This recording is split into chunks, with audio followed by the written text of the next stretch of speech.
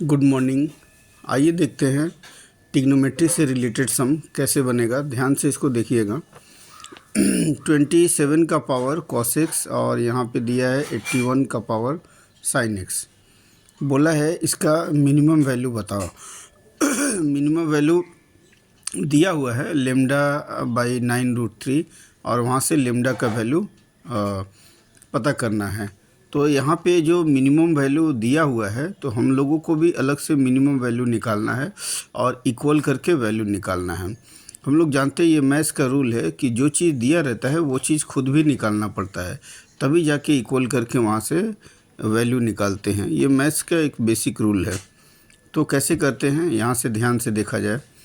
इसको करने से पहले एक चीज़ समझना पड़ेगा कि अगर a sin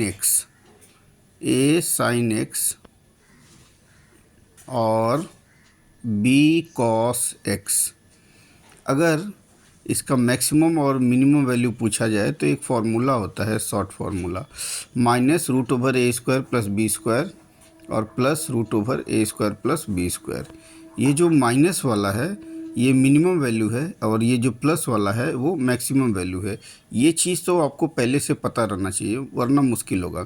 और दूसरी बात कि दो नंबर का arithmetic mean greater than equal to their geometric mean, मतलब कि a + b/2 equal to greater than equal to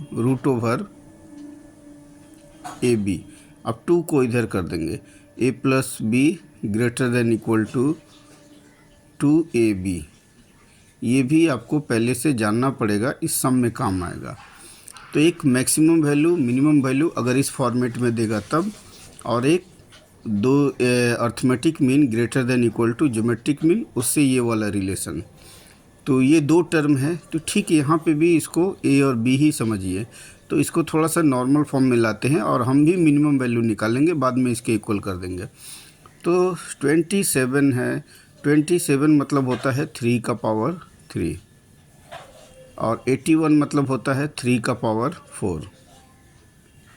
ठीक है। अब यहाँ से क्या करेंगे कि ये a है और ये b है। तो a + b का यहाँ पे फॉर्मूला बोले a + b greater than equal to 2ab। तो यहाँ पे हमने ये लिख दिया 2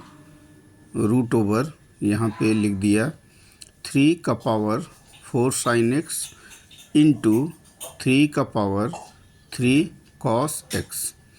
अब हम लोगों ने इंडिसेस पढ़ा है, तो इंडिसेस में क्या सिखाया गया है कि अगर बेस सेम हो तो पावर को इक्वल कर दो। तो यहाँ पे क्या मिला, 3 का पावर 4 sin x और 3 cos x। चलो यहाँ तक तो ठीक है। अब हम उसके क्या करेंगे, इसको हम ऐसे लिख सकते हैं 3 का power 4 sin x plus 3 cos x। ठीक है। और ये जो √ है इसको 1/2 लिख सकते हैं, इंटू में, वो भी पावर में है। अब हमको क्या करना है, इसका मिनिमम वैल्यू निकालना है। तो इसका मिनिमम वैल्यू अगर इस फॉर्मूला से निकालेंगे, यहाँ पे a और b का वैल्यू डाल देंगे। a माने 4, b माने 3, 4 का स्क्वायर प्लस 3 का स्क्वायर, 16 + 9 25, 25 का 5 होता है, आगे नेगेटिव लगा देंगे। तो यहाँ पे क्या मिला, 2 × 3 का पावर यहाँ पे -5 हो गया इंटू 1/2।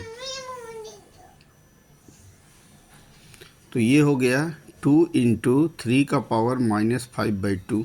अब इंडिसेस में सिखाया गया कि पावर अगर नेगेटिव हो तो उसको नीचे लेके चले जाओ और जाके पॉजिटिव कर दो। तो हमने इसको नीचे लेके चला गया। ठीक है। अब इसको अच्छे से लिखेंगे। ये देखिए यहाँ पे 1/2 है, 1/2 का मतलब √ होता है, और यहाँ पे 3 का पावर 5। 3 को 5 बार लिखेंगे, 5 बार में 2 पेयर बनेगा 3 का, तो 3 3 जा 9 हो जाएगा। तो ये हो गया 9 और एक बेचारा अकेले 3 अंदर बच जाएगा। ठीक है। तो ये हमने वैल्यू निकाल लिया, मिनिमम वैल्यू मेरा निकल गया। अब हम अकॉर्डिंग टू प्रॉब्लम करेंगे। जो मैथ्स का बेसिक रूल है कि जो दिया है वही निकालना है, तब जाके इक्वल करना है। तो मेरा आ गया 2/9√3। ये सबको पता है, 3 3 3 5 बार लिखिएगा और 2 ठो 3 मिल के 1 ठो 3, फिर 2 ठो 3 मिल के 1 ठो 3, तो 9√3। ये बेसिक चीज़ें लोअर क्लास का है। तो अब हम यहाँ पे क्या करेंगे, मिनिमम वैल्यू दिया है लेमडा बाई 9√3 और यहाँ पे दिया है 2 बाई 9√3।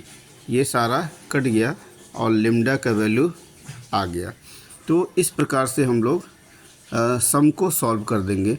कोई भी सम बनाने के पहले उसका बैकग्राउंड जानना पड़ेगा और बेसिक चीज़ें जाननी पड़ेगी। जैसे इसमें हमको पता था पहले से मैक्सिमम वैल्यू मिनिमम वैल्यू कैसे निकलता है, फिर ये भी पता था कि 2 टर्म है, तो arithmetic mean greater than equal to geometric mean.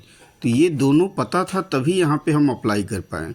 और मेरे को देख के कैसे पता चला, इसको हम a + b, यहाँ मिनिमम वैल्यू दिया था तो थोड़ा मोड़ा आइडिया हो गया था कि इसी टाइप से बनेगा। ठीक है, तो इस प्रकार से हम किसी भी सम को सॉल्व कर सकते हैं। तो आप इसको कोशिश कीजिए समझने का, नहीं हो तो दोबारा बार बार वीडियो देखिए, समझ में आ जाएगा। और वीडियो देखने के लिए थैंक यू। मिलते हैं कल एक नए इंटरेस्टिंग जेईई मेन मैथ्स के सम के साथ, और अपना ख्याल रखिए। Be good and do good.